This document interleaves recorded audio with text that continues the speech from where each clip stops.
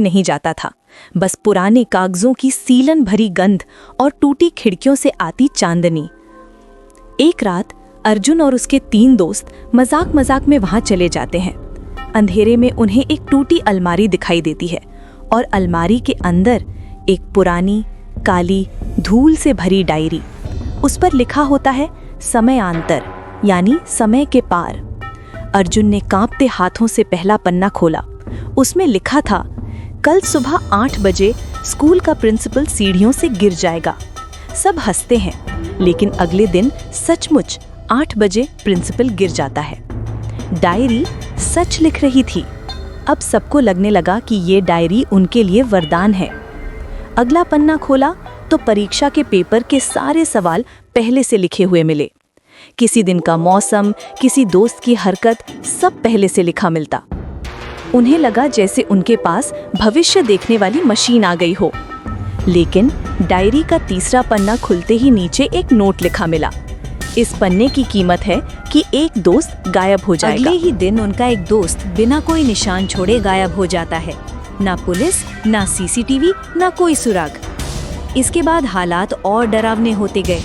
कभी डायरी से काला धुआं निकलता, कभी किसी पन्ने से एक परछाई निकलकर किसी को पकड़ लेती। हर नया पन्ना मतलब किसी का अंत। अर्जुन को समझ आ गया, ये डायरी कोई किताब नहीं बल्कि एक श्राप है। ये भविष्य तो लिखती है, लेकिन बदले में वर्तमान को निगल जाती है। एक रात अर्जुन ने डायरी का अगला पन्ना खोला। उस पर लिखा था, कल रात 12 बजे अर्जुन गायब हो जाएगा। उसके हाथ कांपने लगे, आंखों से पसीना टपकने लगा। उसने डायरी फाड़ने की कोशिश की, लेकिन पन्ने अपने आप जुड़ गए। उसने डायरी जलाने की कोशिश की, लेकिन डायरी राख से दोबारा बन गई, जैसे डायरी अर्जुन से चिपक गई हो।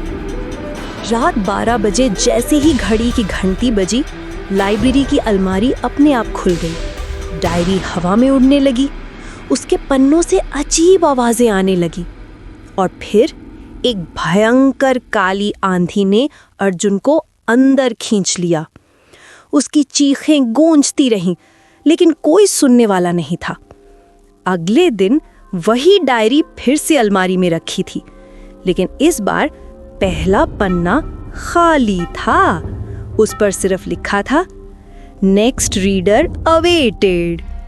तो दोस्तों सोचो, अगर ये डायरी आपके शहर की किसी लाइब्रेरी में रखी हो और कल आप उसे सबसे पहले खोल ले, तो क्या आप बच पाएंगे?